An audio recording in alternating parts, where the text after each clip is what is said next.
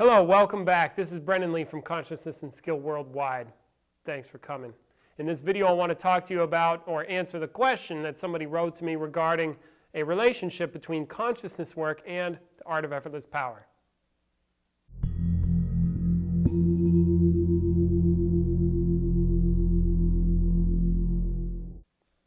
Okay. Here's the question. Dear Brendan, is there any kind of relationship between consciousness work, transformation, and the art of effortless power? I'm very interested in the art, so I'm considering finding the opportunity to join you in the preliminary 2 weeks before the spring retreat and possibly the spring retreat as well. Yes, I'm doing a two-week training camp for people. I already have a few people signed up to come live in this building for 2 weeks and train martial arts on those mats and probably other mats too. If you want, you're invited. Please contact me. 2 weeks before the spring retreat and possibly the spring retreat as well, but money and time is a little tight, and I don't know if I should hop on this opportunity and possibly leave out the consciousness aspect or wait for a better one. What do you think? Well, I already emailed you back and let you know what I thought about that. I'm incredibly biased. I'm like, do everything. But it's up to you. You know, it's not my job to tell you how to conduct yourself, but if you want to do the work, do it. If you don't. I have to leave it up to you. Okay, but regarding is there any kind of relationship between consciousness work, transformation, and the art of effortless power? Now, well, it depends on how you look at it, but I think that's a good question in the sense that it will help me and allow me to bring up some stuff for you to consider that I think you may not consider otherwise. And that is, I get this question often, or questions like this have appeared to me more than once, and it's like, what's the relationship between enlightenment and this? But in here, what's the relationship between consciousness and the art of effortless power? Well, let me start by saying this. When I was younger, I was looking for something. I was looking for a teacher. I was looking for like somebody to, as if, show me the way. You see, I wasn't enjoying my life as it was, and I was looking for more, right? I wanted to find something more to do. And there is in the, as far as I can tell, there's this fantasy that I'll outline here, and the fantasy is the enlightened guru, the enlightened martial arts master guru kind of thing. So it's like he's like the guru on the mountaintop that you go and you learn the secret fighting arts and you get enlightened. Okay. And I had this fantasy. You see, and when I found my teacher, my mentor, my sometimes friend, Peter Ralston, I found my master, I found my guru, I found my teacher, I found my person to show me the way. You see, he fit the bill for the enlightened martial arts master. Why? Because he's enlightened and he's a master fighter. You see, but then there's like the fantasy of like the enlightened guru, the enlightened martial arts guru kind of thing. And I had this fantasy where it's like I'm squishing the two together. You see, I'm making somehow the martial arts synonymous with enlightenment. And I see and hear rumors of this as well in general life, regarding like yoga and enlightenment. You see, or like in Hindu stuff, there's like Hindu spirituality mixed with enlightenment. It's like where the guys, they dress up with the robes and they put shit on their foreheads, and then they are somehow, that we have enlightenment mixed up with Buddha and the imagery of Buddha, for example, like the guy with the hair and the like the statues. And as an aside, it's quite incredible to me to think that there was somebody, apparently, we hear tell, back in the day that was so impressive, we still have fucking statues of this guy. Or Jesus, for example. There's still like representations today of somebody back then. That's an aside, and that kind of blows my mind a little bit. Like, wow, that's 2,000 years of stuck aroundness. You know, a lot of people just go, you get born, they grow up, they die, and nobody knows about them. But like Jesus and Buddha, people know about. Anyway, it doesn't matter. The thing I'm trying to get across here is that we equate and want to equate enlightenment with other stuff. And it just so happens, as far as I can tell, the most common places where we find this are in the spiritual practices, like the Buddhism, the Zen, you know, and we hear tell of this stuff called enlightenment, and we want to squish enlightenment or relate enlightenment to something else, like relating yoga to enlightenment. So what I want to do now is reveal something to you about this relationship. Because I get this question and similar questions. It's like, what's the relationship between the art of effortless power and consciousness? There is none. Why would I say that? Well, one, because it's true. There is no relationship between consciousness and the art of effortless power except what you create. You see? And people want to create a relationship between things. That's, as far as I can tell, that's how we live life. You can't live life without relating one thing to another. It will not work. Like, life is a relationship. You see, I relate my body to the food, for example. I relate myself to stuff that I want or don't want, or I have a feeling, and I relate that feeling to an idea that I want to get something, or, you know, it's all relational. Like right now, I'm relating to a frickin' video camera and a microphone and a bunch of sounds, you know, whatever. You see, life exists in relationship, and so I do believe that we are addicted to relating, wanting things to be related, and then also creating a cosmology where we would relate one thing to another, you know, using the art, like martial arts and enlightenment. It's like, oh, that's the perfect thing, yeah, martial arts and enlightenment, and then relating the two, and then what's the relationship between this martial arts technique and the global consciousness and the arising vibration or whatever, you see? And then people make these relations and use them to create a cosmology, and it's like what they think is how the world works. They're wrong. But we do that. You see, so when I get the questions, you know, is there a relationship between consciousness, work, transformation, and the art of effortless power? No.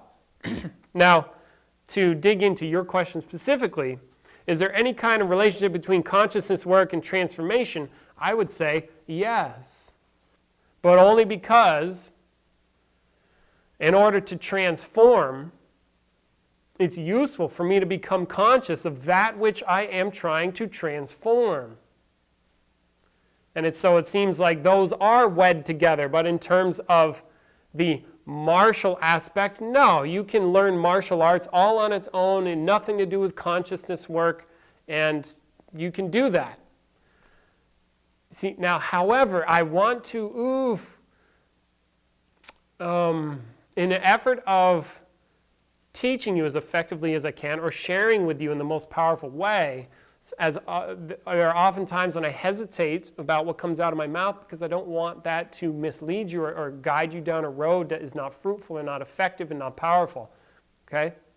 Now, at the same time, there does seem to be a relationship, at least, you know, I'm creating something about becoming conscious and my ability to learn, which could have an impact on my ability to do martial arts better. See, if I am conscious and free, or I become conscious of, say, for example, I'm wanting to learn martial arts. What's the domain in which we're working? Well, one, it's a very feeling domain, non-intellectual, has to do with bodies and others. Like I'm relating this, my body, to another one in space, and all that entails. And I have to learn to deal with violence between this object and that other object. And there's also perception and awareness and a whole bunch of stuff and other factors. if I am going to relate effectively, it would be useful for me to know of what I am trying to relate to. And consciousness is all about knowing what's what, getting what things are, becoming conscious of what is. See, so in that regard, consciousness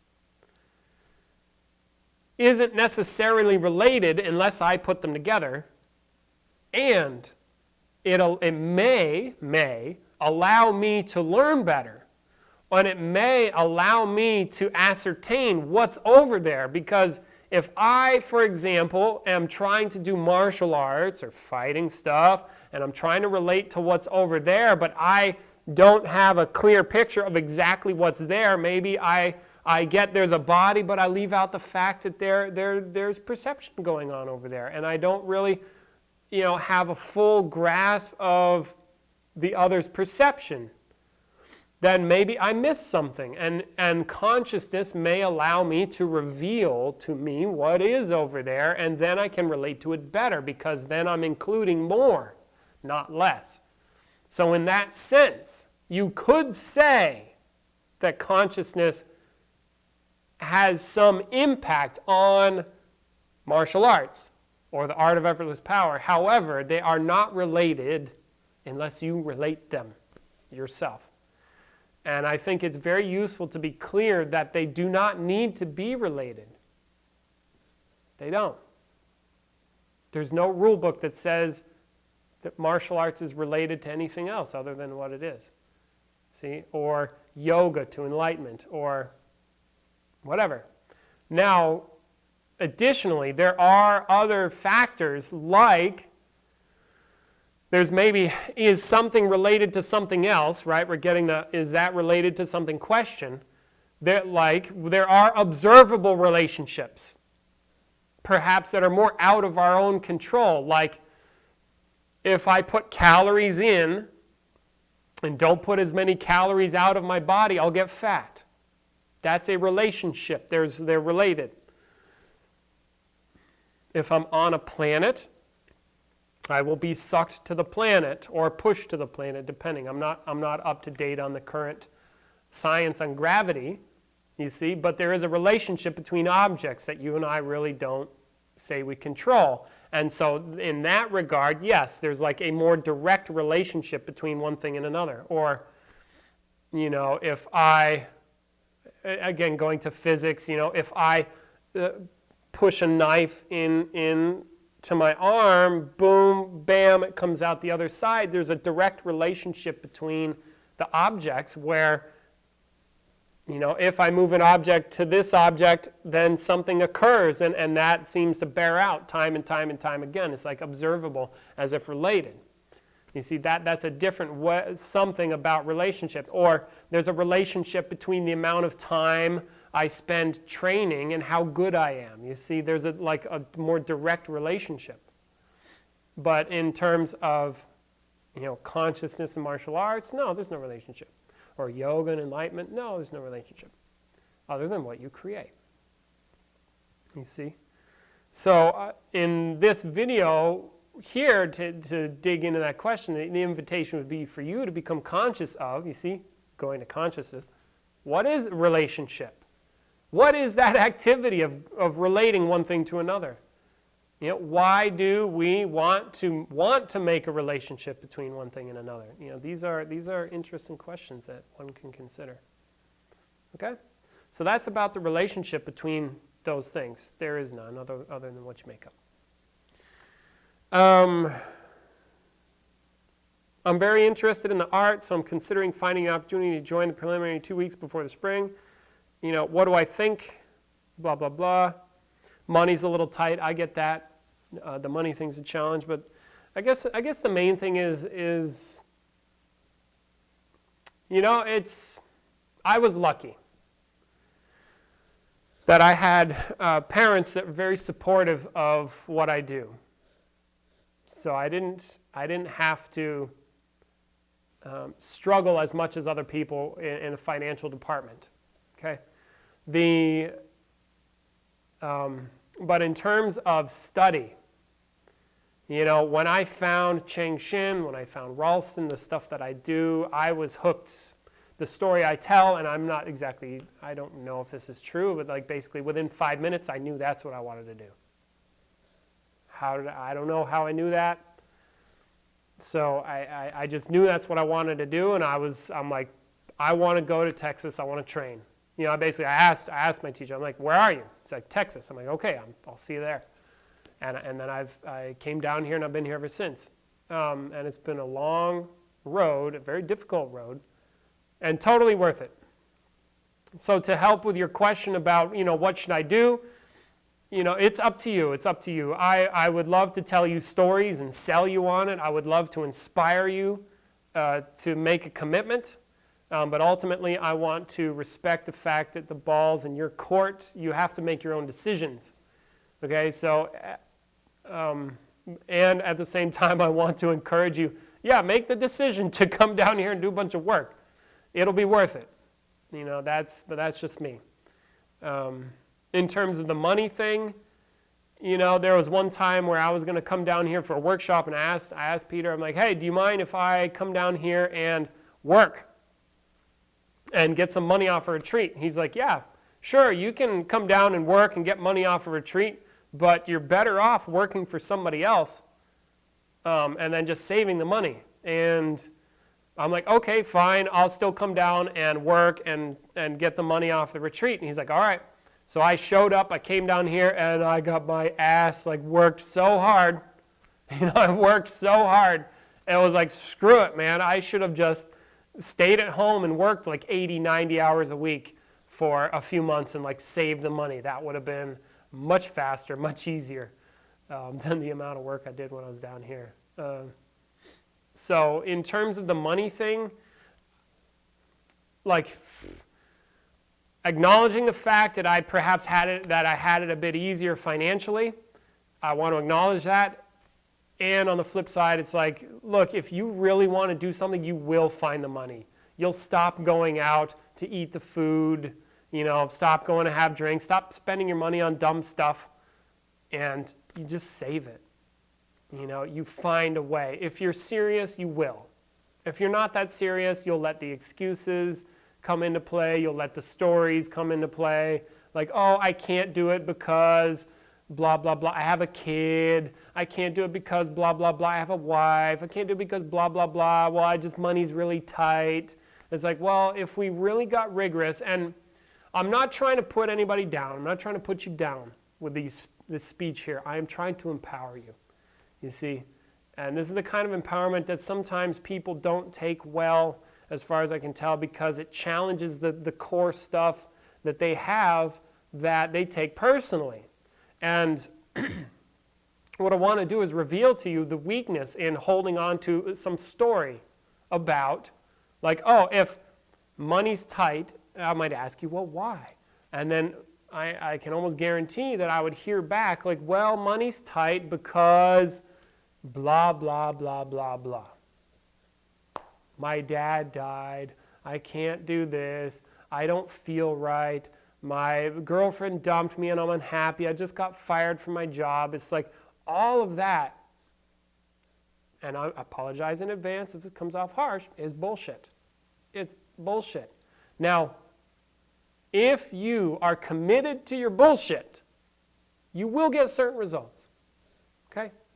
Now, if you decide to not stand on the stories and or recognize the consequences of living in the story about why, or the justifications about why you can't make the money or why you can't get it up enough to go do the things you want to do, then your life will be disempowered.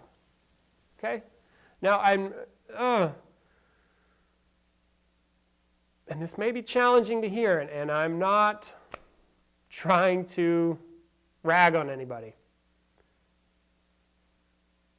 I want you to get that the justifications, excuses, and stories really don't cut the mustard. No, they don't.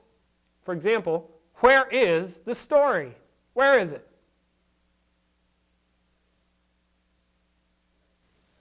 It's in your, you'd say, oh, it's in my head. Yeah, but where? If we open your head up, we're not going to find a story.